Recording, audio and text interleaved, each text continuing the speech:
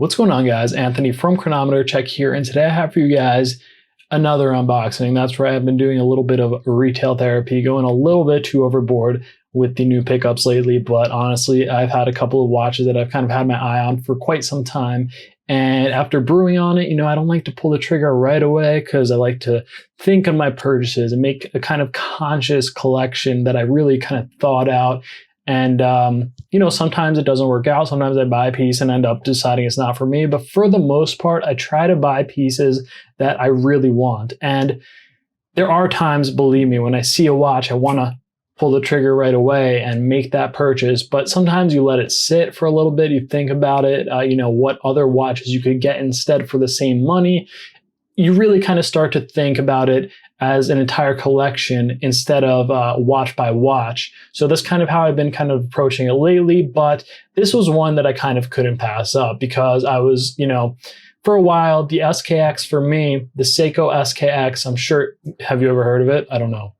For a while, that for me was the go-to kind of affordable entry-level watch for people. But now this watch has come out, the Orient Kamasu, with a couple of key upgrades that we could talk about. There's a plane passing by. I live right by 2 airports in New York City. This is my life. But anyway, the show must go on. So this is kind of, one I've really had my eye on, especially because of the crazy kind of color combinations they've come out with. And let's take a look. Little scratch in the box. Okay, that's not the most settling introduction, but hopefully it only gets better from here. Okay, wow. So this is the red dial or crimson dial variant of the Orient Kamasu, Orient's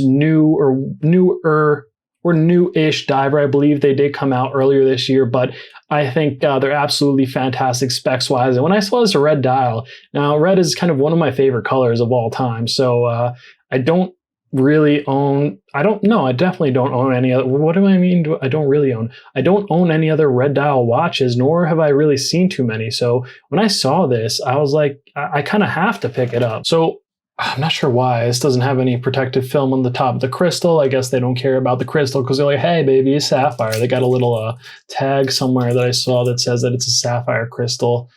So I guess they're like, you know what? It doesn't need any protection. Look at how durable it is. It's sapphire.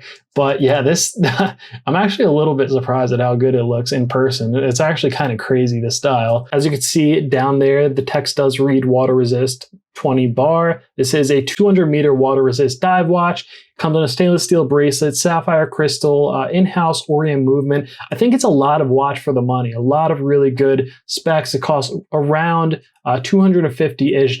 You might be able to hunt around for some deals, but I definitely think, aside from the kind of nostalgic element and the historical element of the SKX, and it had an ISO certification, the SKX definitely had a lot going for it, and it still does. But as it's becoming a little bit more dated and as it's been discontinued, I think that watches like this are kind of becoming the new king of the value dive watch. And I just had to pick one up for myself and see if it was really worth the hype. And I'm kind of blown away. So right off the bat, you can see that dial is absolutely insane. Now, one thing about the red version in particular, the Orient logo itself actually has a dab of red. I apologize, the focus keeps going in or out. That is a little bit annoying. On the other variations of this watch, the logo also has a dab of red. So I think it just works a little bit better with this red dial variant. The other ones also do have different color dive bezel inserts, but this one is an aluminum and black, and I think it kind of accents the red, kind of black and red. It's kind of like a really cool combination. I could kind of see this on a black leather strap with red stitching, something really sporty. Now, as far as the bezel itself, wow, that feels great. They really improved it. I don't know if you guys have ever tried the Orient Mako 2 or the Ray 2, but the bezel was a lot thinner and it was sloped, so you couldn't really get a good grip on it, but they definitely improved it in the Kamasu. And another thing you notice there is a signed crown. Look at that, beautiful, of the Orient logo. I love a good signed crown. We do see these kind of really cool geometric hour markers that kind of lead your eyes to the middle to this kind of glorious sunburst dial. And that, again, I keep going back to this dial because it's kind of like the star of the show, hands down. You're getting this watch, obviously, because it's a really solid diver, but those dial colors are just insane. And I'm really pleased that the dive bezel is very functional too. Now let's see if it lines up the QC. It might be hard for you guys to tell, but I'm telling you that is spot on. That's absolutely perfect. Orient definitely does a really good job with their quality control, even better than the low-end Seikos, in my opinion. Again, just one of those other things, kind of pushing it above Seiko as far as the entry level. Now, personally, I would have loved to see a see-through display case back. Am I gonna cry about it? No, because it is a 200-meter water resistant watch, and typically stainless steel case backs tend to be a little bit more water resistant. It removed the plastic from the buckle so we could kind of get a taste of how disappointing it is. It's just a stamped clasp. It's nothing that impressive. It does lock into place kind of nicely, but if this was machined and you know, if this was a better bracelet, I think this would be an awesome buy. But the bracelet doesn't feel that bad yet. I'm definitely going to have to investigate. You know what? I investigated, and hollow end links, that pretty much tells me everything I need to know.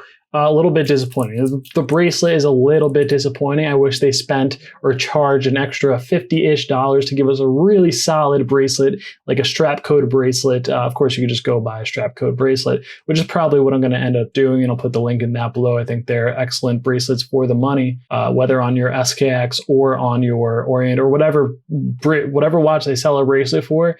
Honestly, I think it's fantastic value for the money. It really takes any watch up to next level. Not a sponsor, not an ad. I've just had a couple of them in my lifetime, and I just really enjoy their bracelets. This one also has push pins. Again, it's not the complete package for me, but the watch itself definitely is a really solid value, and I think it's just fantastic. Oh, by the way, this does have, ooh, this ain't good. All right, so one thing I noticed that kind of threw me off and is honestly a little bit disappointing is this crown. It feels so tiny. This is also a problem I had with the Orient Mako and Ray, especially with the crown guards protecting it. It's like a little too small to operate. I really wish they kind of made this crown a little bit beefier, especially because it's a relatively, you know, it's not a big watch. It's about 42 millimeters, but it's a dive watch. It's a little bit chunky. Like, it's not going to throw off the look of the watch by making a bigger crown. I mean, heck, even my Hamilton Khaki has a crown that's like just as big, so size matters, guys. So we do see these arrow hands. They're really, really bold, legible. Everything on this watch is extremely legible. I can imagine in low light conditions, it's also going to be legible. Everything is bold. You'll also see that date wheel is kind of embossed. And yeah, overall, I'm just really happy with this pickup, guys. I think this is a watch that's going to get a lot of wear. Kind of not really replace the SKX. There's always going to be a place for the SKX in my collection and on my wrist, but I've been kind of wanting something a little bit more refined, and honestly, I thought the new Seiko 5 diver would kind of do it for me, but it just didn't hit the spot the way I thought it would. So I think this is going to be kind of the next best thing for me in terms of like a modern but still affordable, really quality dive watch. So hope you guys did enjoy. There will be a full review, I promise. Subscribe for that, where I'll go in depth about every little detail that will probably bore you to sleep. It'll be so in depth. Subscribe if you do want to see more watch reviews, unboxings, etc. And let me know what you think about this watch in particular. You know, I'm always curious about your opinions, or if there's anything you want me to answer about it in the full review. I'd love to know. So thanks for watching, guys, and have a great day.